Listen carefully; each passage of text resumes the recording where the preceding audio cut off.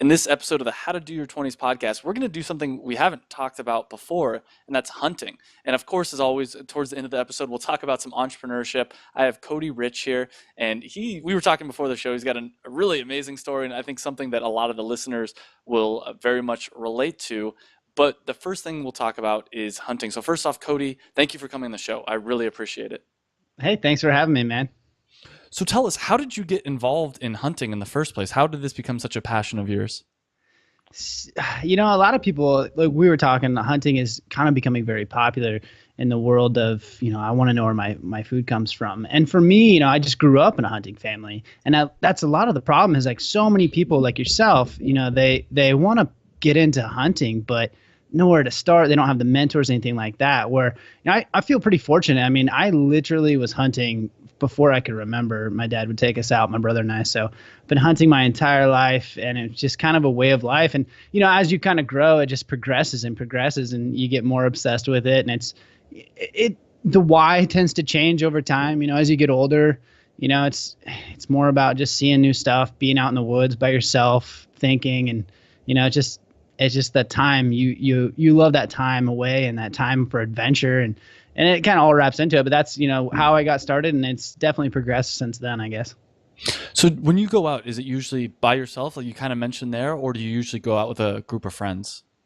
It's funny because it's all of them. I used to like to hunt by myself, and I love being by myself. And there's nothing better than being 10 days in the wilderness and kind of having that reliance on your own abilities and some serious time to deep dive into life and plans for the next year. And so I like to mix it up. I'm on 5, 6, 7 hunts a year. So, I love some of these hunts that I do with, family and hunting with my sister and my brother. And then there's hunts that are like some of my best friends. And, I know we're not going to be successful, but it's just me and the boys hanging out. And, as you get older, time with friends gets tough. And so to be able to spend a week with some of your best friends, that's great. And so, I carve out each year, I carve out time for myself. I want to do one hunt that's by myself solo. I want to do one hunt that's with friends, and I want to do one hunt with family. So I kind of layer it like that. So before we get into the tactics and the tips, I kind of want to talk about something that I'm sure you get this question all the time. And that's as far as the ethical. Is hunting ethical? Is it not? What are your thoughts on that subject? It's definitely a big debate right now. And I guess to me, I don't see any other way. I mean, it's the most ethical way to get your own meat. And so to me, it just seems crazy when people are, it's not ethical. Well, how is it ethical to go buy food from the grocery store? There's no better feeling than cooking a steak on the grill, and you're like, when the work that went into this blood, sweat, and tears, man, there's sometimes you're cooking this, you're like, man, this is an epic story that I'm, providing to my family. And so, a lot of people frown upon the different hunting tactics and ethics and things like that. But I think the big picture is like, if you're a meat eater, then how is it not ethical to kind of do it yourself? I agree. And one thing I've heard is, if assuming that you are a meat eater, I mean, if you're not, that's a whole different conversation. Yeah. But assuming you do eat meat, at least with hunting, it's like that animal lived a pretty damn good life up until that last second, as opposed to the cow that's growing up in the factory farm that kind of suffered its entire life, never had freedom, Yeah. So I totally agree with you there. One of the things I've said on my podcast before is, you never really understand life until you've taken it. And I truly believe like hunters have more respect for animals than animal lovers ever will. Wow. Yeah. So how now with that question and that statement in mind, so I'm assuming a decent part of my audience, probably not all of them, obviously, are someone like me. They didn't grow up around hunting. They grew up in a city type atmosphere. My dad I don't think my dad's ever been hunting, but it's something that I'm interested in. So me at this stage, how would you recommend someone like me get started in hunting? Wow, that's a big question. So, my Joe Rogan, he's a kind of a friend of mine, and he got into it, just wanted to basically get out and harvest his own meat. That's the way he wanted to go. And, it's my best advice is to find a mentor. I think, there's so many resources out there, like podcasts like mine, other podcasts. I mean, people are finding so much information, whether it's entrepreneurship or this new hobby we want to pick up. Like podcasts have a ton of information. I think if you can find someone within, your circle of friends that does hunt as a mentor, that's a great way to go. A mentorship to me is one of the best things you can do. Whether it's entrepreneurship or hunting or boat making, if you can find someone that has been there, done that, like that's the way to go. From there, it starts small and it's going to take time, but I think if you put the time into it, it's definitely worth it. I think a lot of people, same for any hobby, but a lot of people, they want to do something and then they kind of try it out a time or two and it's like it doesn't work. And hunting is one of those things that if you don't find early success, you're like, why the hell am I doing this? Mm. It's just like I'm wandering around in the woods. And so what I try to tell people is like, if you look at this as, hey, this is like me time in the woods and a time to think, a time to reflect, everything else is a bonus, you're always going to be successful. So I'm going to dive in a little bit deeper there. Let's assume I actually recently found a buddy that does go hunting, so I might be able to have this mentor person. Let's assume that you don't have everyone in your life is just like you. They've never been hunting before. Any tips on how you could find that person? I mean, do you just go hang out at the shooting range or? Oh, absolutely. That's a great way to do it. So, a lot of people are big into bow hunting. So bow hunting is getting very popular. So if you want to start bow hunting, the first thing you got to do is learn how to shoot a bow, right? So naturally you're going to go to Google your local bow shop, whatever state you're in, you're going to have a bow shop. Go to the bow shop, join a club. It's just like anything you want to learn, like join the archery club, right? I guarantee you're going to make friends in that circle, and a lot of those friends are going to be hunters. And oh, by the way, you're picking up a new skill, learning archery and things like this. Great for patience and practice, or patience anyway. It's a great skill to learn, and you're going to find someone through those circles. That's the same with any hobby you want to pick up. Really, you kind of have to join those clubs, and there's always like-minded people around you. Yeah, no, I totally agree. And I think archery is actually a really interesting skill. When you go hunting, is it usually bow hunting or do you use guns? Rifles? So it's funny because I have an ammunition company and we kind of cater towards these old Western guns. And that's, one of my passions is old guns. And so I do a lot of hunting with those for filming and kind of doing hunts for my company. But I think, my true passion is definitely bow hunting. That's me time.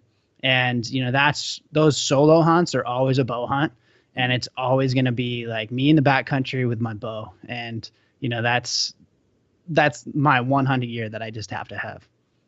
If you were to be coaching someone that's trying to, like I said before, trying to start out hunting, what I assume elk hunting with a bow is not a good place to start. Where would be a good place to start? A lot of it depends on where you're at, in the country. If you're in the East Coast, it's a lot tougher. Going deer hunting is going to be much easier, and I think deer is a great place to start. I highly recommend everybody in their life go on an elk hunt once. There's just something magical about it that you can't put into words. But like you said, if you go on an elk hunt, it's going to cost you some money. Say you live on the East Coast, you want to go to Colorado on an elk hunt, it's going to cost you some money. And you probably don't have the skills, the archery skills, the hunting skills, the woodsmanship, and all those things. So, hunting locally, like your deer, like you can probably hunt, most states you can hunt deer within 20 miles of where you live. So those are a great way to kind of pick up skills. I think small game, some of the best hunters I know all grew up hunting small game. And they learn so much from like hunting woodsmanship and things like that. So just hunting turkeys or rabbits or, whatever it may be, teaches you so many skills that are very applicable to hunting elk. So when you do go on that elk hunt, it's worth your time and investment. What coaches, or not, coach is probably the wrong word, but like what kind of gurus in the hunting space do you follow and you like to listen to? Oh, that's a good question. Well, the funny thing is I started a hunting podcast because I just wanted to talk to these people. Like I'm an eternal learner. And so there wasn't really. And so I just geeked out I just want to talk to these guys. And so, magazines were popular when I was growing up. So, guys like Randy Ulmer, just an amazing dude when it comes to a bow. Jim Burnworth is an amazing guy. Like when it comes to the technical abilities within, using a bow, and Cameron Haynes is a big, he's great at stalking. And there's so many guys that, I look up to. Those are all good ones. Good start. Yeah.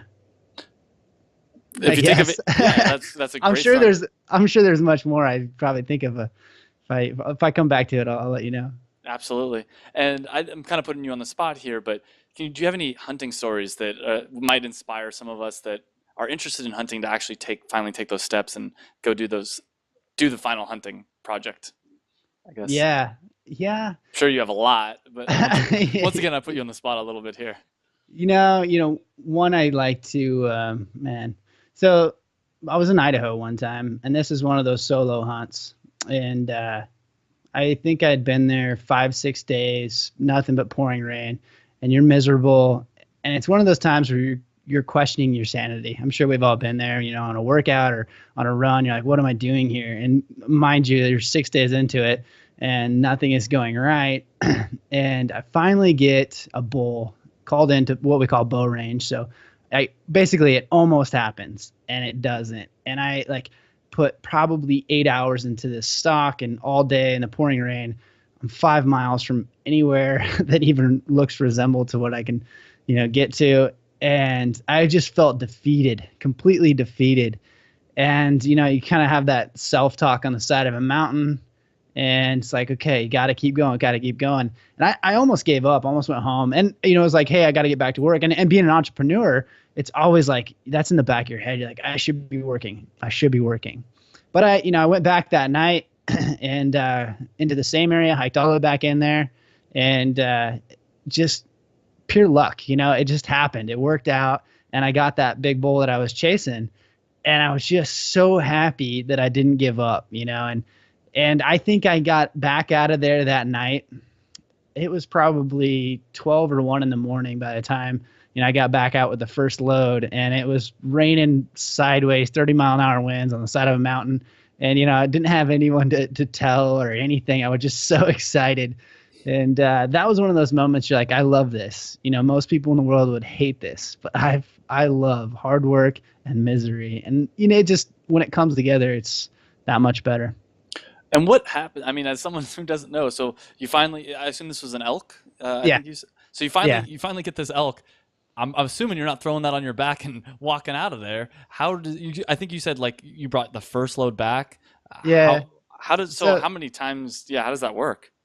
when you're by yourself, and this is a lot of guys won't hunt elk by yourself because, I mean, an elk weighs roughly 800 pounds, and you're talking 350 pounds ish of meat to pack out, plus It's your a lot. horns and things like that. And so, by the time you get this animal, so basically when I shoot this animal with a bow, and he expires, and I eat it now you have to process the meat, and so you're by yourself dealing. Imagine with a horse laying on the ground that you have to get all the meat back out to your truck 4 to 5 miles away, and so you're kind of doing all the processing through the middle of the night in a storm, and first load is, I think, usually I can pack about 75 to 100 pounds of meat at a time.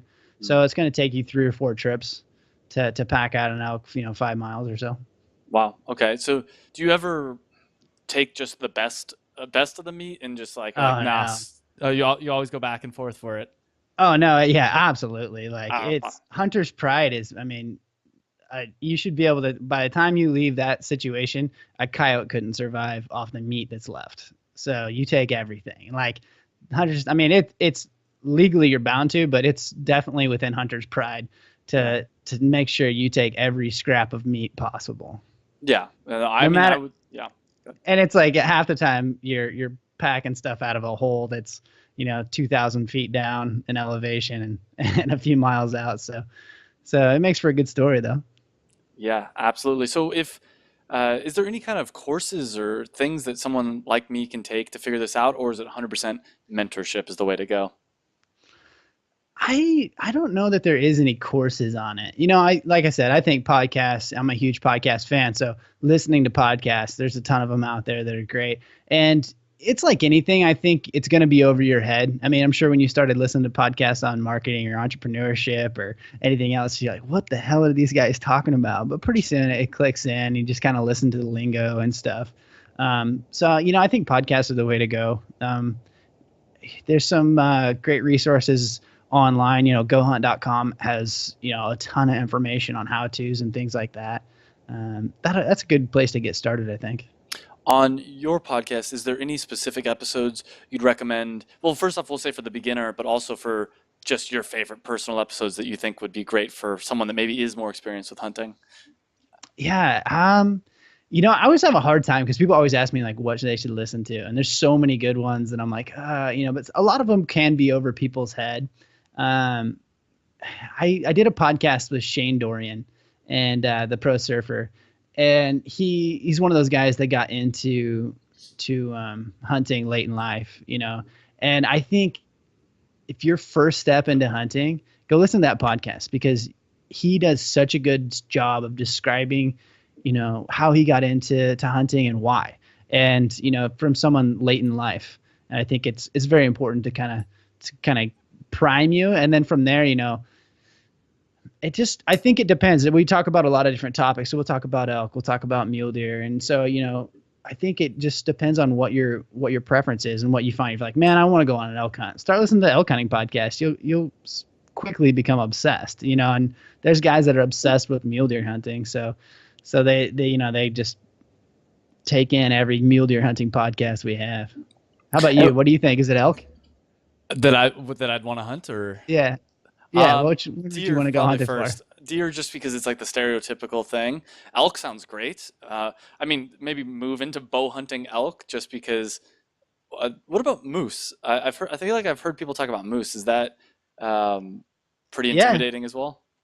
It can be tough. Like it's very rugged to get to. So, I mean, where do you live at? Where are you from? Southern California, like Los Okay. So, Angeles area. okay. Okay. So, I mean, just the getting to Canada or Alaska, I mean, that's a huge feat in itself. And so, when the last moose hunt I went on, we flew up to Alaska, and then you're taking a bush flight in. And so basically we took a small plane and got dropped off, and we were floating the river for about 110 miles. And so when you're on that river, a moose is big. That's a ton of weight. Now you're talking, 500-600 pounds of meat that you got to move. And so like it's a lot more logistics that add to it. From there, like just then getting meat back to say Southern California and all these Right. things. So yes, I mean, a lot of guys, that's like dream hunt for a lot of guys is like, man, just to kill a moose, and it's delicious meat, really good Really? meat. Yeah. Yeah. And I think you said before the podcast, you've traveled around a decent amount. What are some of the more exotic locations you've gone hunting? I mean, I haven't, there's guys that travel the entire world, and I haven't got that far yet. Alaska I love to go to Alaska. I like to get there every couple of years. To me, that's just, one of the last frontiers is to get out there, and like that whole testing yourself in the element is, man, Alaska is one of those places when when you have to get a bush plane out of where you're at. It's not like you can, call someone to save you because sometimes they can't come for a couple of days. Wow. We were with that float hunt we did last time in Alaska. We floated, and of course the sat phone that we rented didn't work, and so we had no way to call anyone. And all the grid coordinates that we had for like pickup and stuff were jacked up, and so we're sitting on the river, and it's nasty 60-70 mile an hour winds. So you're assuming planes can't fly, but you're just kind of waiting at the whims of the pilot to come pick you up. And like those are some of the moments you're like, man, this is crazy. But you look back, and some of those experiences I think are the ones that I hold near and dear. Like, yeah, I was in a tent for 48 hours with another guy, just hanging out in a nasty windstorm. And, at the time it sucked, but looking back, you're like, that's pretty cool. And what do you bring as far as food? Because that's a long time. I mean, you need to eat during this time. So we eat a lot of like Mountain House. You ever heard of Mountain House? No. So yeah, you have to look this up because Yeah. now you're gonna be living off of them. They're like Yeah. a freeze dried meal. So Okay. they're just like for or camping or backpacking and stuff like that. So basically it's you have like a way to boil water. We call it a jet boil. And so you boil water and you fill up these little things, and they like hydrate. And so you eat those, and you get pretty tired of them, 14 days in the backcountry eating like the same couple meals every time. So you don't bring too many like just random snacks. I guess it's just added weight you don't want to deal with, or You do, like, you end up eating a lot of that kind of stuff. I mean, especially say like most elk hunts, you're burning easy 3-4 thousand calories a day. Mm. So just trying to replenish, but yet everything that you have came on your back. Mm. So it's like you're weighing this, literally weighing the alternative, like how much food do I want to bring and how many calories do I need per day. So you're like cutting that down as minimum as best you can to the minimum.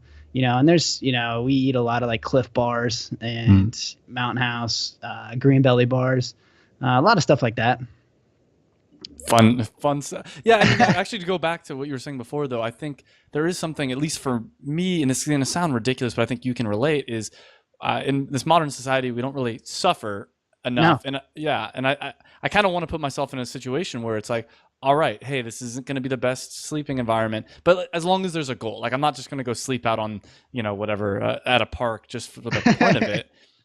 Yeah. But and Joe Rogan talks about this a lot too, where it's like, also I think something that's interesting to me personally is like a band of guys that are out hunting, and I Hmm. think there's something very much in our evolutionary history that it's like we kind of need that as men, not to be sexist here, but I really Yeah. think that there is some male bonding and some magic that happens when you're out, like with a goal of capturing or killing this animal. Yeah, no, absolutely. Yeah. And yeah, I think Joe needs to go on like a solo hunt. So I do think there's like those hunts and camaraderie and building this like little miniature tribe is so awesome. And I love those. I wouldn't trade them for the world. But I also think like being by yourself and like relying on yourself is such a great test. And like you said, like you're like, oh, I'm gonna go suffer in the woods when I'm camping. Like, you go to Yosemite and kind of suffer, I guess, but like it doesn't feel like there's a purpose. Whereas like hunting gives you this goal and this purpose. And like there's times where you're like, man, I'm gonna go for 5 days, and you end up staying 7. And you're like, God, like gotta get it done, gotta get it done. And like I don't know, there's something really awesome about that. Like you said, it's having a goal, having an end accomplishment. Yeah, and I'm not huge on camp. I mean, like, I'm not against camping, but exactly that. It's just like I don't. I'm like, all right, well, we're just gonna go act like we're homeless for a few days. Like that doesn't sound. I mean, yeah, I've done it before, and it's enjoyable if you're with the right people and stuff like that, of course. But the idea for me in life, goals are very important. Oh man, I hate camping. And everyone's like, "What? Are you kidding me?" Like you're talking about a guy who spends at least 50 days a year in the woods. Like when the last thing I want to do when I get home is go, like you said, live like a homeless person for no reason. Yeah, totally agree. Which, in some ways, kind of leads into the next topic I wanted to talk about, which is entrepreneurship. And I know you told me your story offline, but can you tell us in the audience and everyone how you are able to dedicate so much time to your passion? Like, how did that happen? Yeah. So, I mean, when I was young, like the only thing I wanted to do was hunt. And it's funny because I thought I wanted to be a hunting guide. When you're young, you don't really know what the options are. You don't know what the doors look like. And so I was like, man, I want to be a hunting guide. And my mom was like, no, well, you can do that after you go to college. And I was like, dang it. So, you don't really know what the doors are. And slowly through mentors that I gained and things like that, I, was helping someone kind of develop this ammunition company. And that was about the time I found the 4-hour work week. I think it was like 2008 or 2009, and changed my world. Like when I saw that, I'm like, what? These people are, they travel the world and they hunt, or I mean, they just travel. And I'm like, I could do that, but hunt. Like that's exactly what I want to do. And so, I kind of went down that entrepreneur route of the internet entrepreneur and the lifestyle business thing, and kind of made a run at it. And it's awesome to be able to kind of just spend the time where you want, when you want. And I got buddies, I'm in, masterminds and things like that. And these guys travel all over and they just want to hang out on the beach. My entire goal was to create entrepreneurship or to create a business that allowed me to go hunting as much as I want. Those masterminds and stuff that you're a part of, how did you find those groups? I don't know. Are you familiar with the DC Yeah, Dynamite Circle? yeah, I used to be a Yeah. member. Yeah, yeah. Yeah. So all DC That, people. yeah. So yeah, all DC people. I'm actually not a member either anymore, but I still keep in touch with a lot of those guys. So yeah, that's, that was the whole thing. It was like these guys travel the world, they build lifestyle businesses, and that's exactly what I wanted to do. I just wanted to maximize the amount of time I had to go hunting. and spend Absolutely. time outside and spend time in the outdoors. The downside to that is that I've realized that all those guys live in places with much better internet. Like they complain about places with no internet, but when you spend your time like in the wilderness and all those other places, like you have a lot more problems. I mean, I've done a decent amount of traveling to different countries, and I've experienced some bad internet, but I'm sure the internet is much worse in places you've been. So bring us back to the early days of starting this company, because it seems like every time you hear someone talk about a successful company, they're already successful, and they've kind Mm. of forgotten a little bit about what it was like to grow it. But and I don't know about your story, but for me, it was definitely a long time before the business was successful, or at least a lot of hard work. What did you guys? How did you guys market yourselves in the early days? How did you guys separate yourself from the competition and ultimately make it successful? So my business is wrapped around ammunition, and which is a terrible plan from the get go because trying to put an ammunition company online is just dangerous. But when I first started this, I was doing military training, and my mentors wanted to build an ammo company, and so we were doing a lot of this military ammo. And as I read this book or the 4 Hour Work Week, and the more I learned, it's like, okay, you have to niche, and so I knew I had to niche. And through just another mentorship, it was like I took this route of going with the old Western guns and the old Western calibers. Part of that was the market was saturated with companies that were selling military ammo. So, the nines, the 45s, 223s, and there's a ton of market for it. But like you see, I mean, if you go into a saturated market, you're kind of just swimming upriver. And so, I kind of chose a very specific niche and, kind of moved it to the online thing, which was tough. A lot of the struggles we had were the fact that my demographic was not Mm, necessarily internet type people, and and so as you grow a company that's internet based and you're trying to sell to guys that are 50, 60-year-old ranchers, it's kind of tough. And, so there's always struggles, but I think, that was definitely a part of it, is just kind of defining my niche outside of the industry as best I could. what were some of like the early? So I agree with everything you said. I have a dance clothing company for little girls. Not, I mean, there's a lot of competition out there, but they all suck because they don't. They're Yeah, mostly like moms that don't really know the internet marketing side of things. So yeah. some of the things I'll just share. I mean, I found AdWords was a big deal for me, product listing ads, and a few other things. Was there any marketing strategies that really stuck out in the early days that catapulted your business? Yeah, it's funny because one of the things with ammunition is that you can't use paid advertising.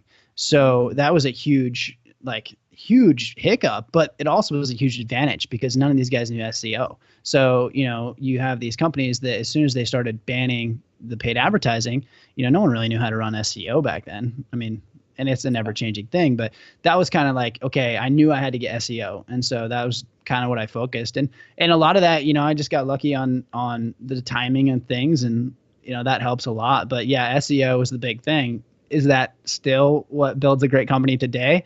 You always hear these success stories like you talk about, like, oh, how'd you build your company? Well, oh, AdWords. Yeah. Well, good luck now. You know what I mean? Right. So Yeah, no, absolutely, and that's something I think in these interviews it's kind of a repeated thing. Is a lot of times these people are just the right place at the right time. I mean, not to take anything away from them, but it's like mm, that strategy in that moment. Like now, maybe it's Facebook ads. A mhm. year from now, it might be Snapchat or something totally different. Yeah. What is your plans for 2017 and in the business look like? Are you trying to scale it up? Are you trying to just maintain it? That's a great question. There's always that interest in scaling up. But I think one thing that I learned in 2016 is that I'm only one guy, and things get spread very thin very quickly. And as the podcast has taken on its like whole new life of its own, that's definitely something that's going to take a lot of my focus in 2017. It's what I want to do right now. You build a business, and sometimes guys get bored with it, and so you either try to make the business interesting or you do whatever's interesting at the time. And I think to me it's going to be a little bit of both. I'm kind of combining those worlds, doing some really cool video projects with my ammo company, and still going to scale that as much as I can. But you know, I the podcast is what interests me, and so I'm kind of moving that direction too. I don't know. We'll You see. said at one point you're just one person. Do you have other people that are working on the business with you, or is it Yeah. just you? Yeah. As far as that business, as far as the ammunition company, we do have another person that kind of runs the day to day stuff and things like that. And then a lot of stuff's hired out and things like that. Have you? I don't know. Do you have a virtual assistant at all? Yeah, Okay. yeah. Yeah, yeah. I was gonna say you gotta get. I've been talking to a lot of people recently that don't have virtual assistants. Actually, people I've been interviewing. I'm like, man, it's life changing.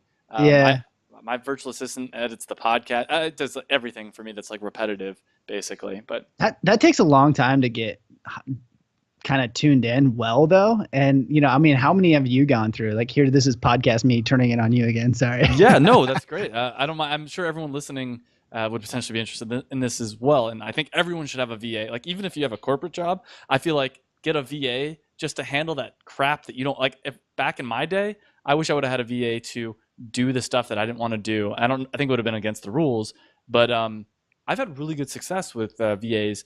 Onlinejobs.ph is where I get most of my VAs. I don't know. Have you ever used them? No, I haven't. Okay, so that's 100% the way to go. It's basically the Craigslist of the Philippines. And the nice thing about there's a lot of benefits of the Philippines. For one, the people there, well, for one, you don't have to, it's not very expensive, Hmm. especially compared to, I mean, even compared to India, it's cheaper than India or Pakistan and stuff. Their English is really good, very good English, and they're very um, what's the word? Like they won't like lie to you about stuff, or they're much more honest there, Hmm. basically. And the first VA I ever hired went to onlinejobs.ph, put up an ad, and then interviewed five people. Four out of the five would not Skype with me or would not turn on the video. And then the fifth one turned on the video. And the reason you want to do the video is to make sure they are who they say they are. Their internet speed's good because if they have choppy video, then it's like, all right, your internet's crap. Like I don't want to deal with it. And then also just visual cues, see how they respond to questions, etc. I had her for 2 years. Great, super smart. Like if she was a native English speaker, she'd be making 40, 50K easy in the US. But then I ended up she had to go, she quit, and then I've recently hired another guy who's awesome. I absolutely love him, and yeah, I've had really good success. I did hire two people that I ended up having to fire, but I've kind of created a better system for vetting them, so I don't think that's going to happen anymore. So what's your system? Because this is Yeah. coming from a guy who had to not did not work out well. And so I just got a new one from the Philippines from a recommendation from a friend, Mm. actually from the DC. And I don't know that I can say here nor there. So I don't know yet, but I'm curious what your vetting system is. Yeah, I mean, so it's all about online jobs. The online jobs.ph thing is great. You get like 100 people applying to your job. So what I do is, all right, so I have the whole requirements, and there's 3 steps to apply. It's like one, what is it? Change the subject line to say I want to work for you, space, and then like in little brackets I say put my mom's name here, who happens to be my business partner for the dance clothing company. So it requires that they go and do a little bit of research and figure out what is my mom's name. And it's pretty easy Mm. too. Like I'll put my name at the bottom, so it's Travis Marziani. Like there's not too many Travis Marzianis out there. Like you could figure this out. But if they don't do that, I don't even look at it. So it takes that 100 and narrows it down to 20 or something like that. Then from there, I'm trying to remember the exact details. Oh, I tell them to write like a paragraph on like why, or a few sentences on why I should hire them, and a few sentences on whatever, like why they want this job. From there, I interview, let's say I'll interview 10 of them, and then of those 10, I'll give them a task. I'm like, here's a sample task. Uh, Basically, all I do is I give them a link to a Google Doc that has like 5 steps. Step one, go to speedtest.com and test your internet speed. Step two, find the most relevant hashtags for my business if we were to do an Instagram post. Step three, like all these things that are somewhat typical tasks. And then they submit that to me at the end. And so that takes those 10 people down to one, maybe two, because a lot of them just aren't willing to do it. And my thought is if you're not hungry enough for this Yeah. job, you're not going to respect it. So No, that's that's a work. good one. That's a good tip. Yeah. And I mean, and the other tip that so I have a YouTube channel where I talk about e-commerce basically, and I'm coming out with this whole virtual assistant video because I feel like I've finally gotten down the system.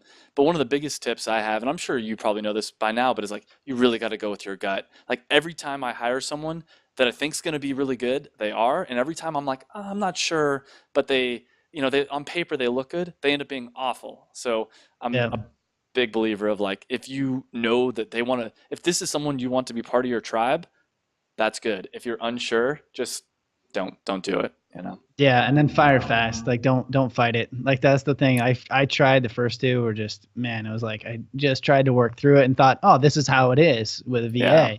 And then you just don't fight it. I think the new one's a lot better though. That's good. Yeah, I mean, my opinion is if you're not impressed, like within, especially, I mean, you've gone through it a little bit, so you know a little bit more what to expect. But the first time you hire a VA, if you're not like, oh, this is going to be a major life changer, it's like, it's not a great sign. Yeah. Like I said, the first VA, I gave her a week's worth of work that in my mind, I'm like, all right, this will take her a while. The next day, she's like, all right, what do you want me to do today? And I'm like, oh crap, like you got all that done? Like, awesome. So I gave her another week's worth of work. Same thing happened. And I'm like, okay, I'm going to have to give you a more systematic way of adding value to the business. And it was just great. I think that's one of guys' biggest mistakes is they don't plan on enough work for their VA. They don't keep their VA busy enough. Like Yeah. that's one of the biggest problems you see is guys just, oh, this little task or that little task, but like all of a sudden now you're like, oh man, this is like I got to keep this person busy. Yeah. So what I ended up doing too is like a catch-all task. I'm like, all right, if you finish everything, here's a list of, for instance, with the dance clothing business, here's a list of 5,000 dance studios. I want you to find their website, find their email, find their phone number or whatever. And that's going to take you, I mean, a while. So hopefully I give you enough non-boring stuff. But if you run out of non-boring stuff, you got to go do the boring thing. That's And awesome. That's a and good I tip. might even do one or two other tasks like that where it's like, all right, this is a really big task. Like for instance, Photoshop thing, photoshopping these 1,000 photos. So it's like you can go back and forth between these boring tasks, make it a little bit more fun. But anyways, Yeah. that's Good stuff. that's my whole virtual assistant story there. That's awesome. Anyway, what So were we talking about? we're talking about some just your online business in general. Have you ever thought about starting another online business? It sounded like at one point that might be something you're interested in. Maybe. It's like we have this. I feel like we're right in the middle of like a changing world with this whole e-commerce thing. Yeah. And so I don't know, I mean, guys are crushing it with the Amazon products, but I don't know if I'm too late to the game on that. And at the same time, it's like with the podcasting its own life, Right. there's always courses and things like that. So I don't know. I feel like I'm kind of just in limbo watching what all the new kids, all the new entrepreneurs are doing and trying to see what's sticking. A course for beginner hunters, people that have never hunted before. Yeah. I mean, Yeah, actually. I don't know if there is a huge market for that, but like I could see a lot of like executive CEOs spending a whatever amount, or actually that would be really interesting too. Not just to throw all these random ideas at you, but like pay to go your first time hunting, Mhm. and that would be Like a cool. mentorship type thing. Yeah. Yeah. And I think that's a huge thing. Like, so many guys will like don't know how to get started, but if you just paid an outfitter. So like I have a friend that lives he's just north of the Bay Area, right? And so he has an outfitting business to go pig hunting. And so if I was you and I lived in Southern California, I'm gonna call Tony and say, "Hey, let's go on a pig hunt." It's a 1 day hunt, and you'll learn so much being on a 1 day hunt, and you get to hunt pigs, you get awesome pork and like all this stuff. And like, hey, this is a pig that I got, and now you got all this breakfast sausage. It's like super lean, or whatever you want out of it. But like that's a great way to go is just to go on a outfitted hunt, and you'll learn, because when you go with an outfitter, like these are guys that have done it for their entire life. They know how Right. to do it. And so you just like picking up, watching the steps, how they work and, you know. That's actually, yeah, I didn't even know that exists, but that's kind of obvious now that you say it. That's Yeah. So yeah, most guys go with like an outfitter, but like if to outfitted elk hunt, like that's probably in the vicinity of $5,000. So that's a okay. big commitment. So like if Yeah. you go on a pig hunt, it's like $750 and you get a pig out of it, that's a pretty good deal.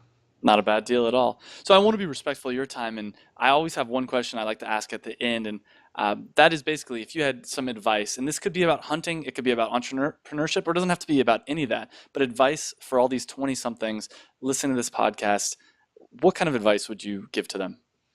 It's funny you ask that because I always ask my guests, what advice do you have for your 25 or 30-year-old self? And someone turned it on me the other day, and I didn't really have a great answer because, everyone has this answer that's like, oh, I wouldn't change anything because it is the way I am. I think the real advice, like if I had to be candid about it, is that things take time. Like you're so ambitious in your 20s, like don't be so hard on yourself. Things take time. Like Right. I thought I was going to be an overnight success. And you see so many, these stories in Inc. magazine and all over the internet, guys that built Snapchat by the time they're 26. And you're like, why am I not there yet? But building companies takes time, and there's guys that get lucky, but I think that's one thing is just be easier on myself about how fast the world is moving. Cody, where can people find out more about you and everything that you're doing? So you can check out my podcast, the Rich Outdoors Hunting Podcast.